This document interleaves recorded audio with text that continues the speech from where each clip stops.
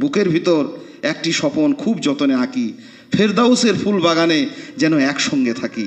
মৃত্যু পর্যন্ত যাদের সঙ্গে এত ওঠা বসা, সুখে দুঃখে, ক্লান্তিতে বিষাদে, ছায়াতে রৌদ্রে একসঙ্গে যে মানুষ কটাকে নিয়ে আমরা রইলাম এক ছাদের তলায়, জান্নাতে থাকবো না, এটা খুব কষ্টকর, এটা খুব বেদনাদায়ক।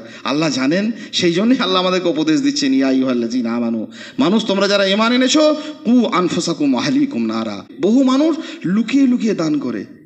একজন বিশিষ্ট মানুষ একটা অনেক মোটা অঙ্কে টাকা দিলেন, আমি বললাম আপনি এটা দিচ্ছেন তো নামটা, বলে না না না নাম দেবেন না। কী হলো? বলে বেনামিতে দেন, মাইক এসব অ্যানাউন্স হচ্ছে। বেনামিতে কেন, আপনি একজন পরিচিত লোক, আপনি দেন। বলে আমার বাড়ির লোক শুনতে পেলে না সাংঘাতিক অবস্থা হয়ে যাবে। ইন্না লিল্লাহি ওয়া ইন্না ইলাইহি রাজিউন। এই পরিবারকে নিয়ে আপনি জান্নাতে যাবেন কি করে? এই পরিবারকে আপনি জাহান্নামের আগুন থেকে সুরক্ষিত করবেন কি করে? কেন শেখালেন না? এই ব্যবস্থাপনা কেন নিলাম না যে না এটা করা ফরজ, এটা করা ওয়াজিব, এটা করা জরুরি? সাদকা হচ্ছে এমন একটা ইবাদত, আল্লাহ নবী মুহাম্মদুর রাসূলুল্লাহ সাল্লাল্লাহু আলাইহি ওয়াসাল্লাম বলছেন, আগুন থেকে বাঁচো যদিও তা একটি খেজুরের বিনিময় হয়। ইন্নাল হামদুলিল্লাহ নাহমাদুহু ওয়া নাস্তাঈনুহু ওয়া নাস্তাগফিরুহু ওয়া নাউযু বিল্লাহি মিন শুরুরি আনফুসিনা ওয়া মিন সাইয়্যাতি আমালিনা মান ইয়াহদিহিল্লাহু ফালা মুদিল্লা লাহু ওয়া মান ইউদ্লিল ফালা হাদিয়া লাহু وأشهد أن لا إله إلا الله وحده لا شريك له وأشهد أن محمدا عبده ورسوله أما بعد فإن خير الحديث كتاب الله وخير الهدي هدي محمد صلى الله عليه وآله وسلم وشر الأمور محدثاتها وكل محدثة بدعة وكل بدعة ضلالة وكل ضلالة في النار أعوذ بالله من الشيطان الرجيم بسم الله الرحمن الرحيم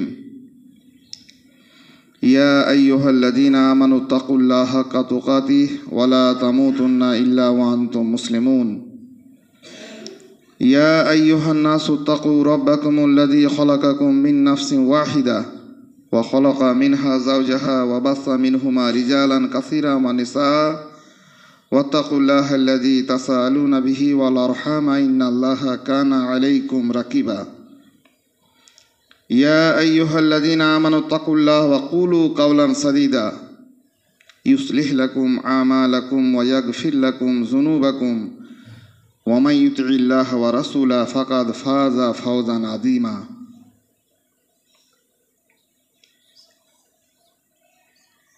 সম্মানিত সভাপতি, পরিচালক মণ্ডলী, আমাদের এই মসজিদের কর্তৃপক্ষ, উপস্থিত সকল মুসাল্লিবৃন্দ এবং শ্রদ্ধেয়া মায়েরা এবং বোনেরা, মহান আল্লাহ আমাদের প্রতি অনেক অনুগ্রহ করেছেন। মসজিদে আসার, তার ফরজ ইবাদত সম্পন্ন করার, জুমার খুতবায় অংশগ্রহণ করে এই খুতবার বিশেষ ফজিলাত গ্রহণ করার, এগুলি কেবলমাত্র তার বিশেষ দয়া, করুণা, অনুগ্রহ ছাড়া আর কিছু নয়। আমরা আন্তরিকভাবে, হার্দিকভাবে তার শুকরিয়া, কৃতজ্ঞতা স্বরূপ জ্ঞাপন করি আলহামদুলিল্লাহ।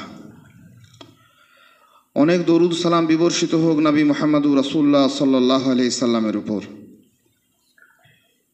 যিনি আমাদের এই পৃথিবীতে যা কিছু কল্যাণকর, যা আমাদের উপকার করে, যত ভালো কথা, ভালো কাজ, ভালো নির্দেশনা, তার কোনো একটি তিনি বাকি রাখেননি বলতে, শেখাতে। সমস্ত কিছুকে আল্লাহ সুবহানাহু ওয়া তাআলার নির্দেশপ্রাপ্ত হয়ে মানব মণ্ডলীর কাছে তিনি স্পষ্ট করে গেছেন। আর আমাদের এই জাগতিক জীবনে আখেরাতের পুঁজি সংগ্রহের জন্য যা কিছু অকল্যাণকর, যা কিছু বর্জনযোগ্য, সমস্ত কিছু সম্পর্কে আমাদেরকে সাবধান করে গেছেন। এটি তার গভীর ভালোবাসার একটি দোতনা ছাড়া আর কিছু নয়।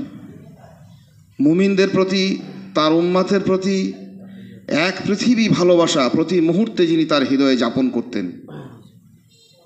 আমরা আমাদের অজ্ঞতাবশত তাকে ভুলে গেলেও কোনো একটি মুহূর্তে এই উম্মাতের কল্যাণ,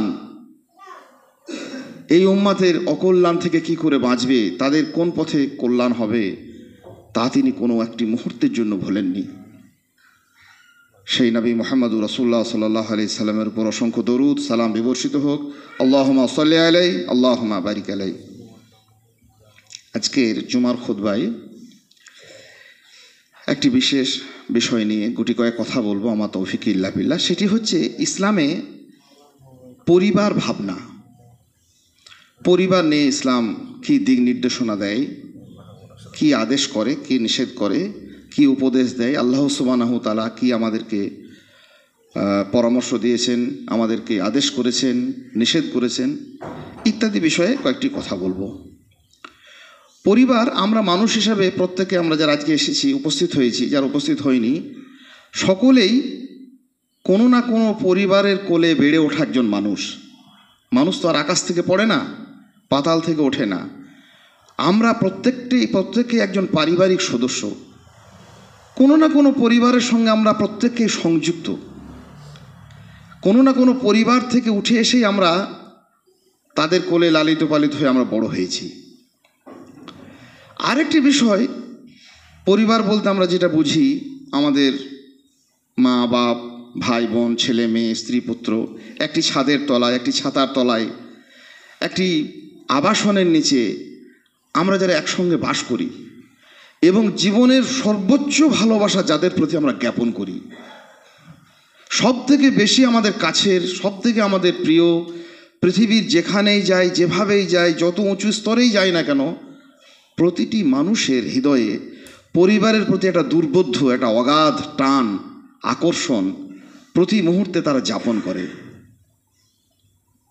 আরও একটি কথা, পরিবার শব্দটির ভিতরে একটা মর্যাদা আছে, একটা শালীনতা আছে, একটা ঐতিহ্য আছে, একটা বিশেষ আভিজাত্য আছে।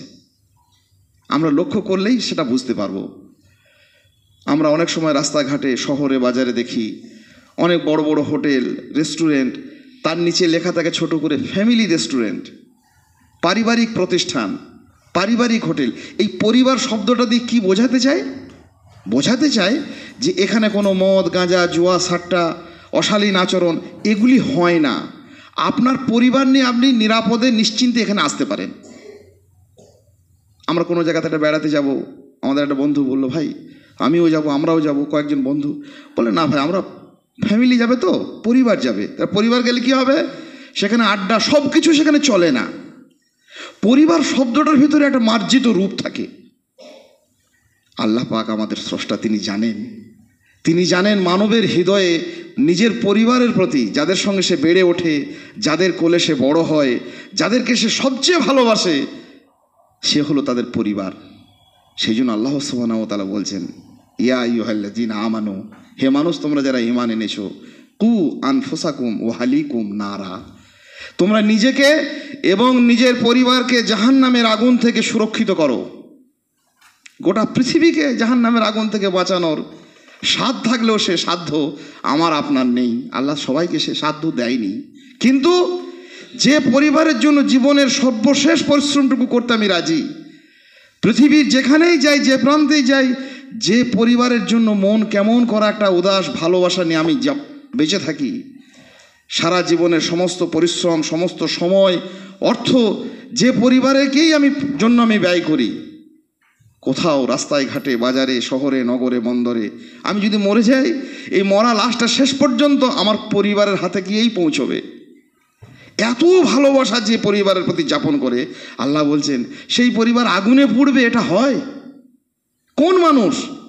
আল্লাহ সুবহানাহু ওয়া তাআলা জানেন যে মানুষ পরিবারকে খুব ভালোবাসে, পারিবারিক জীবন নিয়ে মানুষ বড় হয়, আর এর প্রতি তার গভীর একটি ভালোবাসা সে যাপন করে।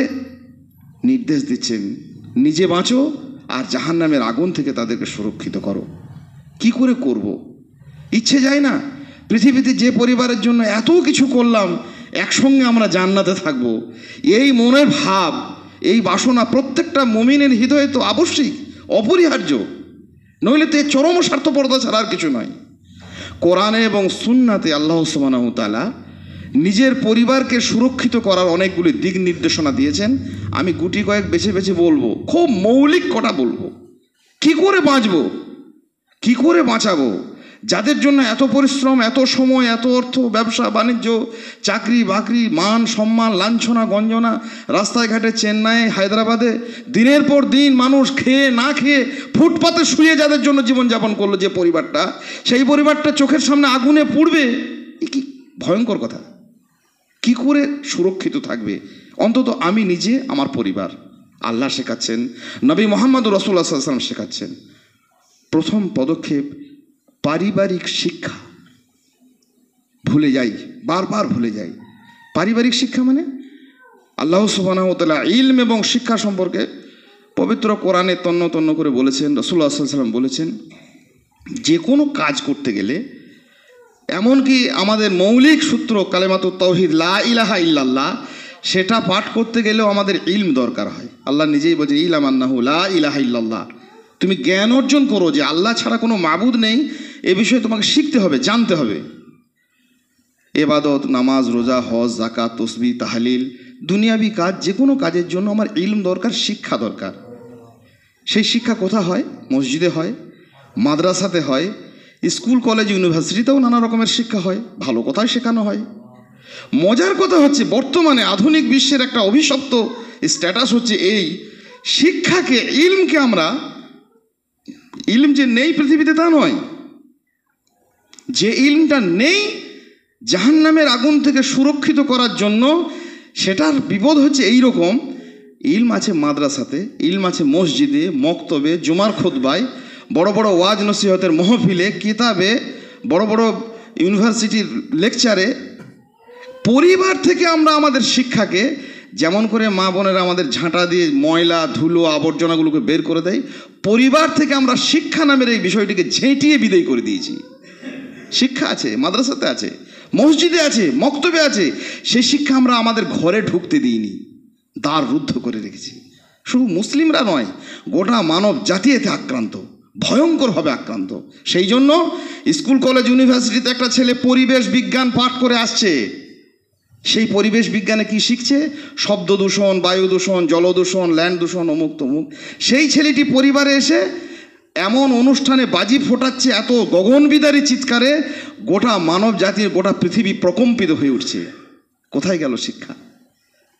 কবিতায়, সাহিত্যে, দর্শনে, ঐতিহ্যে যে শিশুটি শিখে আসছে বড় হয়ে নারীর মর্যাদা, পুরুষের মর্যাদা, শ্রমের মর্যাদা, সেই লোকটি রাস্তায়, বাসে, ট্রেনে, পতিতালয়ে নানা রকমভাবে সেই মায়েদের, যাকে শাস্ত্রে মা বলছে, তার সঙ্গে দুর্ব্যবহারের শেষ নেই। পরিবারের শিক্ষাটা আসলে আসেনি, শিক্ষাটা কেবলমাত্র পুঁথিগত থেকে গেছে কিতাবে, কিছু প্রতিষ্ঠানে। আর আমাদের মুসলিম নামের এই তথাকথিত জাতিটি আমরা মসজিদে রেখেছি, মাদ্রাসায় রেখেছি, বাড়ি পর্যন্ত আর তাকে ঢুকতে দিইনি। সেই জন্য পরিবারের কোনো, যে শিক্ষার মতো এমন নিয়ামতকে, এত গুরুত্বপূর্ণ বিষয়টিকে, ইসলামের মৌলিক নীতি হচ্ছে যেখানে যা কিছু কল্যাণকর পাবো সেই শিক্ষাকে পরিবারের ভিতরে ঢুকিয়ে নিয়ে আসা। আমরা উল্টো কাজ করে পরিবার থেকে ঝেঁটিয়ে বিদায় করে তাকে মসজিদ আর মাদ্রাসাতে বা কিছু দিনী প্রতিষ্ঠানে, কিতাবে আমরা সেগুলি স্থগিত রেখেছি। কি কথা! পরিবেশ বিজ্ঞানে কি পড়লো, আরে কি করলো! এ পড়ছে এক আর করছে এক। সমস্ত মাদ্রাসাতে, বড় বড় দিনী প্রতিষ্ঠানগুলোতে তৌহিদের শিক্ষা শিখছে, বাড়িতে এসে কবজ আর ধাতু আর মাজার আর বাবার মাতে তা তছনছ করে দিচ্ছে গোটা দিনকে। মানে পড়েছে এক আর করেছে এক। পরিবারের শিক্ষা থেকে তারা বিলীন হয়ে গেছে। কোরআনের নির্দেশনা হচ্ছে, আপনি পিতা, আপনি শিক্ষা দেবেন সন্তানকে। যেখানে যা শিক্ষা পাবো, কোরআন এবং দ্বীনের শিক্ষা, ইসলামের শিক্ষা, নিজেকে এবং পরিবারকে জাহান্নাম থেকে বাঁচানোর, আগুন থেকে নিরাপত্তার শিক্ষা কে দিয়েছেন? যুগে যুগে নবী রাসূল আলাইহিমুস সালাতু ওয়াত তাসলিমরা নিজের পরিবারকে দিয়েছেন, সর্বপ্রথম দিয়েছেন। নবী রাসূলদের অনুসরণে যারা সর্বোত্তম মানুষ ছিলেন, তাদেরও কিছু নাম পবিত্র কোরআনে উল্লেখ হয়েছে। লোকমান আলাইহিস সালাম তার সন্তানকে পরামর্শ দিচ্ছেন, উপদেশ দিচ্ছেন, ইয়া বুনাইয়া, হে আমার প্রিয় পুত্র, লা তুশরিক বিল্লাহ, শিরক করো না। আকিমিস সালাহ, নামাজ কায়েম করো, সলাৎ প্রতিষ্ঠা করো। ওয়ামুর বিল মারুফ, মানুষকে ভালো কথা বলো। ওয়ানহা আনিল মুনকার, মন্দ কাজ থেকে নিষেধ করো। ওয়ালা তুসাইর খাদ্দাকা লিন-নাস, মানুষের সঙ্গে ভুরু কুঞ্চিত করে কথা বলো না। ওয়ালা তামশি ফিল আরদি মারহা, আর কি করো? জমিনের উপরে উদ্ধত হয়ে চলাফেরা করো না। কে শিক্ষা দিচ্ছে? একজন পিতা একজন পুত্রকে। আমাদের সন্তানদের যা অধোগতি, আমাদের সমাজের যে আজকে অধঃপতন, শিক্ষা যে নেই সেটা নয়, সূক্ষ্ম সূক্ষ্ম বিষয় শিখছে। নামাজের নানা রকমের মাসলা মাসাইল শিখে গেলাম, আর বাড়িতে আমার সলাদই কায়েম হয় না। নামাজ থেকে আমার পরিবার, আমার আত্মীয় স্বজন, আমার সন্তান আওলাদ, আমার নানা রকমের পারিবারিক অনুষ্ঠান, পারিবারিক সমস্ত রকমের কার্যকলাপে শরীয়ত থেকে, দিন থেকে সম্পূর্ণ বিচ্যুত। সুলাইমান আলাইহিস সালামকে শিখিয়েছেন তার বাপ দাউদ আলাইহিস সালাম, ইব্রাহিম আলাইহিস সালাম শিখিয়েছেন তার সন্তান ইসমাইল আলাইহিস সালামকে। যুগে যুগে নবী রাসূলদের, সালাফদের ঐতিহ্য হচ্ছে নিজের পরিবারে। তখন তো মাদ্রাসা মসজিদ এরকম ছিল না। সাহাবায়ে কেরাম রাদিয়াল্লাহু তাআলা আনহুম প্রত্যেককে যেখানে যেটুকু শুনতেন, রাসূলুল্লাহ সাল্লাল্লাহু আলাইহি সাল্লামের কাছে কোনো কথা শোনার পর ব্যাকুল এবং ব্যগ্র হয়ে, তাদের ব্যাকুলতার অন্ত ছিল না, কতক্ষণে বাড়িতে যাব আর বাড়ি থেকে এই কথাটা আমি শোনাবো, কিভাবে বাড়িতে এটা প্রতিষ্ঠা করব। শুনিয়েছিলেন বলে আজ পর্যন্ত আমরা এই কথাগুলো এতদিন পর্যন্ত আমরা পেয়েছি, নইলে তো পেতাম না। সাবধান হতে হবে, সতর্ক হতে হবে। আমাদেরকে শুধুমাত্র পবিত্র কোরআন এবং সুন্নাহর এই শিক্ষা, জাহান্নামের আগুন থেকে বাঁচার শিক্ষা, এই শিক্ষাকে আমরা যেন মসজিদ মাদ্রাসায় কুক্ষিগত না করে রাখি। প্রত্যেকটা মুহূর্তে নানাবিধ আচরণের মাধ্যমে, যেমন সালাফরা করেছেন, তাদের সন্তানকে শিক্ষা দিয়েছেন পবিত্রতার শিক্ষা, পরিচ্ছন্নতার শিক্ষা, হালাল হারামের শিক্ষা, অন্যান্য মানুষের সঙ্গে আচরণের শিক্ষা, প্রতিবেশীর সঙ্গে ব্যবহার কিভাবে করতে হয় সেই শিক্ষা, অমুসলিম ভাই বন্ধুদের সঙ্গে কি আচরণ করতে হয় সেই শিক্ষা। যত রকমের শিক্ষণীয় বিষয় পবিত্র কোরআন এবং সুন্নাতে আমরা বাইরে শুনছি, কিতাবে পড়ছি, মসজিদ মাদ্রাসায় তা নিয়ে চর্চা হচ্ছে, এটা আমার যেন আসলে পারিবারিক শিক্ষা হয়। যদি তা না হয় তাহলে কোরআন থাকবে, সুন্নাহ থাকবে, একটা নির্দিষ্ট স্তরে থাকবে, আর ওই যে নানা রকমের বিষয় শিখে এলো, মেডিকেল থেকে শিখে এলো, পরিবেশ বিজ্ঞান থেকে শিখে এলো, দর্শন থেকে শিখে এলো, আর শিখে এসে কী করছে? সারা পৃথিবীতে এক মাতালদের, এক জুয়ারিদের আখড়া তৈরি হয়ে গেছে। নিজের এত সাধের জায়গাটা, পরিবারটা আবর্জনার কুণ্ডু যেন না হয়ে যায়, চেষ্টা করতে হবে। যে কথা আমি বলছি, এই কথাটা আমার পরিবারে পৌঁছবে না, এটা তো খুব আপত্তিকর, এটি আমার জন্য বড় ব্যর্থতা। এই ব্যর্থতার গ্লানি নিয়ে আমি জান্নাতে যেতে পারবো না, জাহান্নামের আগুন থেকে সুরক্ষিত হতে পারবো না। কাজেই যাদেরকে সর্বোচ্চ ভালোবাসা যাদের জন্য যাপন করি, সেই পরিবারের কাছে পারিবারিক শিক্ষাটা রীতিমতো যেন থাকে, তারাই শেখাবেন, শিখিয়েছিলেন। যুগে যুগে সমস্ত রকমের সর্বোন্নত শিক্ষা ইসমাইল আলাইহিস সালামকে শেখালেন তার মা, ইব্রাহিম আলাইহিস সালাম বাপ হয়ে শেখালেন, দাউদ আলাইহিস সালাম পিতা হয়ে শেখালেন, লোকমান আলাইহিস সালাম পিতা হয়ে শেখালেন। যুগে যুগে নবী রাসূল এবং সালাফরা নিজেদের সন্তানদের, নিজেদের পরিবার পরিজনদেরকে সর্বোন্নত শিক্ষা দিয়েছেন।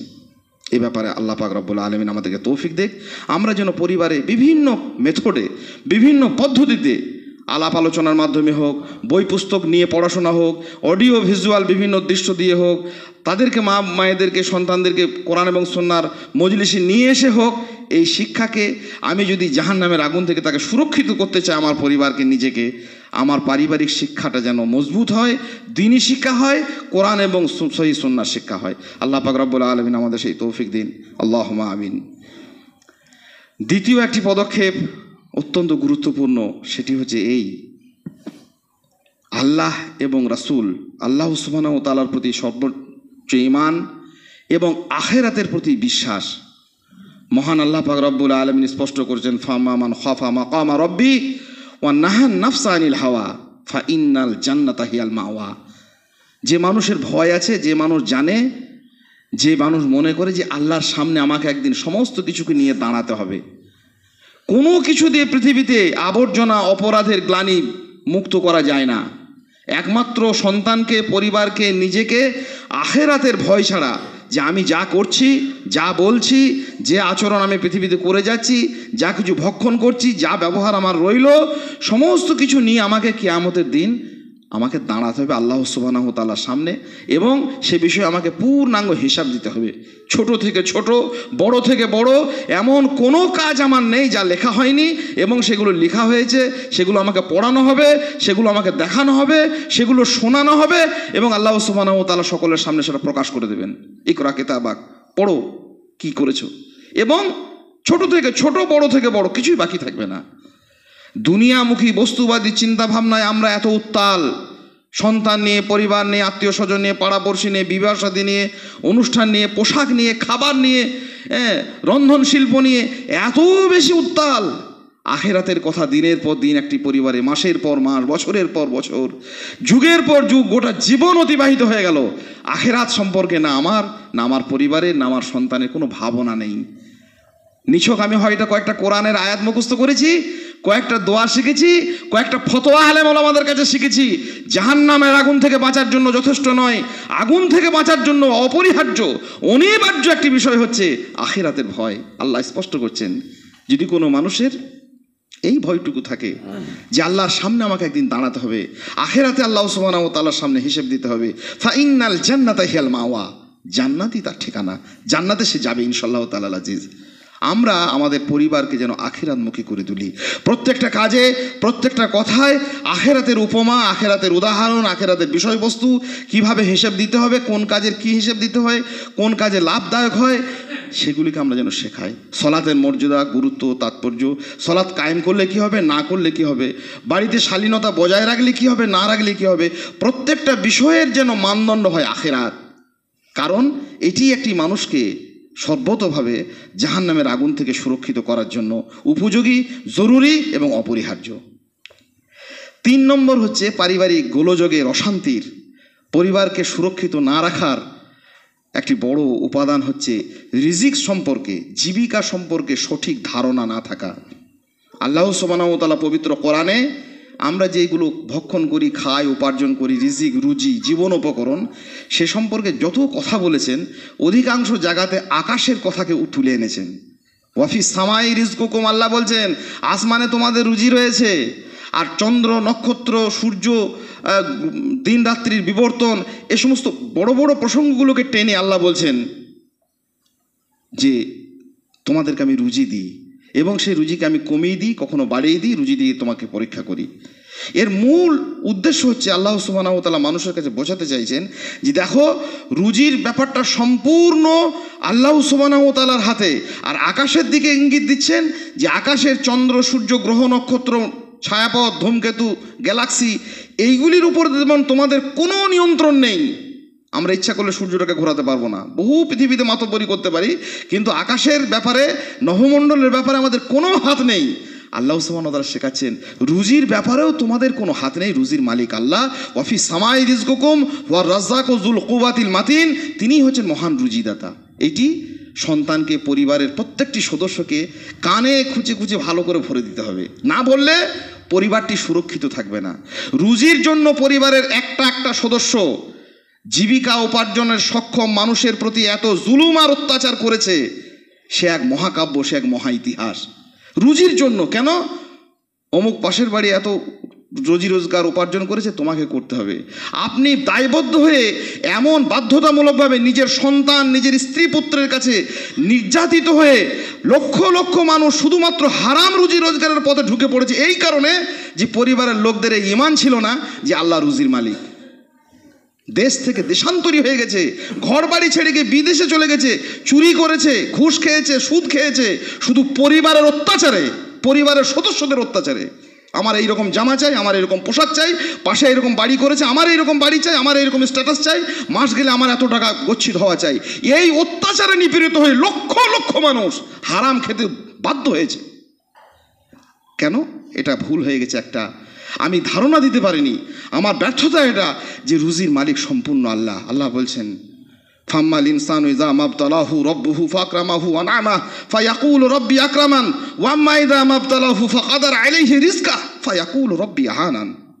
আল্লাহ কখনো তোমাদের রুজিকে প্রশস্ত করেন, কখনো বাড়িয়ে দেন। আর শয়তান ইয়াইদুকুমুল ফাকরা ওয়া ইয়ামুরুকুম বিল ফাহশা, আর শয়তান সেই ফাঁকে নিরন্তর তোমাদেরকে অভাবে ভয় দেখায়। রুজির মালিক আমি নই, রুজি আমি ইচ্ছা করলে পারবো না, আমার সর্বত চেষ্টা করব, আমি পরিশ্রম করব, কিন্তু কোনো বাধ্যতামূলকভাবে আমি এই কাজ করার জন্য আমি উপযুক্ত নই, এ কাজ কোনো মুমিনের জন্য শোভনীয় নয়। আল্লাহ সুবহানাহু ওয়া তাআলা রুজির মালিক, কখনো তিনি বাড়ান, যখন বাড়াবে তখন তার সচ্ছলতা থাকবে, আলহামদুলিল্লাহ পড়বে, সেভাবে খরচ করবে। যখন সেটা কমবে তখন তার পারিবারিক স্ট্যাটাস তার কমবে। যখন পয়সা অনেক ছিল তখন ভালো ভালো খাওয়া হচ্ছিল, পড়া হচ্ছিল, বাড়ি হচ্ছিল, এখন উপার্জন কমে গেছে, সেইভাবে আমাকে জীবনযাপন করতে হবে। কিন্তু অহেতুক একটা ইগো, অহেতুক একটা সামাজিক স্ট্যাটাস আমি তৈরি করে নিয়ে পরিবারের একে অন্যের সদস্যদের উপরে এই নির্যাতনে ফলে মানুষ আজকে কি করেছে, যে পরিবারের জন্য অনেক কিছু করছি বলে মনে করছি, আসলে নিজে এবং গোটা পরিবারটাকে নিয়েই জাহান্নামের ইন্ধনে আমরা পরিণত হতে চলেছি। আল্লাহ আমাদেরকে মাহফুজ রাখুন, আল্লাহ আমাদেরকে সুরক্ষিত রাখুন, এই ভুল যেন আমরা না করি। রুজির মালিক আল্লাহ, এই কথাকে পরিবারের প্রত্যেকটা সদস্যের কাছে আল্লাহ সুবহানাহু ওয়া তাআলা রিজিক সম্পর্কে পবিত্র কোরআনে যে স্পষ্ট ধারণা দিয়েছেন, নবী মুহাম্মদ রাসূলুল্লাহ সাল্লাল্লাহু আলাইহি সাল্লাম যেভাবে সুন্নাতকে স্পষ্ট করেছেন, সেই ধারণা পরিবারের প্রত্যেকের মধ্যে যেন থাকে, সেই নিয়ে আমরা চর্চা করি, আলোচনা করি, বোধবুদ্ধি রাখি এবং এই ব্যাপারে আমরা সজাগ হই, সতর্ক হই। 4 নম্বর, পরিবারের একটি গুরুত্বপূর্ণ বিষয়, সম্পদ যেভাবেই আমরা উপার্জন করি ভালোভাবে, হালাল উপায়ে যতটুকুই হোক, সেই সম্পদের ব্যবহার করতে শেখানো। আবাল বৃদ্ধ বনিতা, শিশু, পুত্র, নারী, মা, বোন, ভাই, বৃদ্ধ সকল মানুষের কাছে এই শিক্ষাটা দেওয়া যে সম্পদ আল্লাহ সুবহানাহু ওয়া তাআলার পক্ষ থেকে একটা নিয়ামত, এটিকে ব্যবহার করতে হয়। কি ব্যবহার করতে হয়? প্রয়োজনে ব্যবহার করতে হয়। আলো, পাখা, বিদ্যুৎ, পানি, খাদ্য, পোশাক, মানুষের প্রয়োজনের জন্য আল্লাহ নিয়ামত দিয়েছেন। আমার যতটুকু প্রয়োজন লাগবে সেটি আমি খাবো, সেটি আমি ব্যবহার করব, সেই পাখা ঘোরাবো, সেই আলো জ্বালবো, সেই পানি আমাকে ব্যবহার করতে হবে। এইটা অপচয় নয়, অপব্যয় নয়। কারণ সম্পদ যতই হোক না কেন, একটি পরিবারে যদি অপচয়ের বিভীষিকা শুরু হয়, কোনোদিন তা অভাবমুক্ত হতে পারে না। আর অপচয়কারীকে আল্লাহ পাক রব্বুল আলামিন ওয়ালা তুবাজ্জির তাবজিরা ইন্নাল মুবাজ্জিরিনা কানু ইখওয়ানা শায়াতিন, যারা অপচয় করে, অপব্যয় করে, তারা শয়তানের ভাই। শয়তানের ভাইকে পরিবারে পুষে নিয়ে আমরা জান্নাতে যাব ভাবি, এটা কখনো হয়? কালকে হাফেজ সাহেব আমাদের ছেলেদেরকেও দেখাচ্ছিলাম একটা বইয়ের খুব গুরুত্বপূর্ণ একটা বিষয়। জাপানে একটা ছেলে, ফিনল্যান্ডের একটা শিশু 5.5 থেকে 6 বছরের, তার বাবার সঙ্গে গাড়িতে করে স্কুলে যাচ্ছে। খুব প্রচণ্ড গতিতে গাড়ি ছুটছে। হঠাৎ করে ছেলেটা চিৎকার করছে, পেছনের সিটে বসে আছে, বাবা থামো, গাড়িটা থামাও তুমি। তো বাবা একটু বিরক্ত, কি হলো? বলতে বলতে তো অনেক দূর পার হয়ে গেছে, গাড়িটা থামিয়েছে, খুব চিৎকার করছে। বলে বাবা অনেকটা তো পার হয়ে চলে এসেছি, আবার ঘুরতে হবে তোমাকে। বলে কেন, কি হয়েছে? বলে একটা সরকারি ট্যাপ খোলা ছিল, সেখান থেকে জল পড়ছে।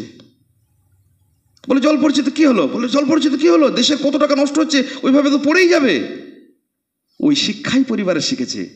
প্রতিনিয়ত একটা শিশু থেকে আবাল বৃদ্ধ বনিতা বড় পর্যন্ত পানি নিয়ে, বিদ্যুৎ নিয়ে, খাবার নিয়ে, পোশাক নিয়ে আমরা সম্পদশালী, বিশেষ করে আজকে একটু সচ্ছলতার মধ্যে যারা আছি, অপচয় যদি করতে শেখাই, খুব বিপজ্জনক। আমরা ভালো পরিবার পাবো না। সম্পদ যতই থাক, সম্পদের ব্যবহার শেখাবো, যেটা গুরুত্বপূর্ণ একটা বিষয়। এটি আল্লাহ সুবহানাহু ওয়া তাআলার বড় একটা নিয়ামত, এটি আল্লাহর অফুরন্ত দয়া। পৃথিবীতে এই সম্পদের অভাবে লক্ষ লক্ষ মানুষ, বুভুক্ষ মানুষ জীবনযাপন করছে, না পেয়ে তারা হাহাকার করছে। কাজেই আল্লাহ আমাদেরকে দিয়েছেন, আমরা খাবো আমাদের প্রয়োজন মতো, আমরা লোককে দেবো, আমরা ব্যবহার করব, অপচয় করা নয়। আল্লাহর কাছে বেশি বেশি করে দোয়া করি, অপচয় অপব্যয়ের মতো এই বিভীষিকা থেকে আমাদের পরিবারগুলোকে সুরক্ষিত রাখেন। বিবিধভাবে আল্লাহ সুবহানাহু ওয়া তাআলার ইতাআত এবং ইত্তেবা, নবী মুহাম্মদ রাসূলুল্লাহ সাল্লাল্লাহু আলাইহি ওয়াসাল্লামের ইত্তেবার মাধ্যমে আমাদের পরিবারগুলিকে নিয়ে আমরা জান্নাতের অধিবাসী হওয়া আল্লাহ আমাদের তৌফিক দিন। আল্লাহুম্মা আমিন। আস্তাগফিরুল্লাহ লি ওয়া লাকুম ওয়া লিসাইরিল মুসলিমিন আস্তাগফিরু ইন্নাহু হুয়াল গফুরুর রহিম।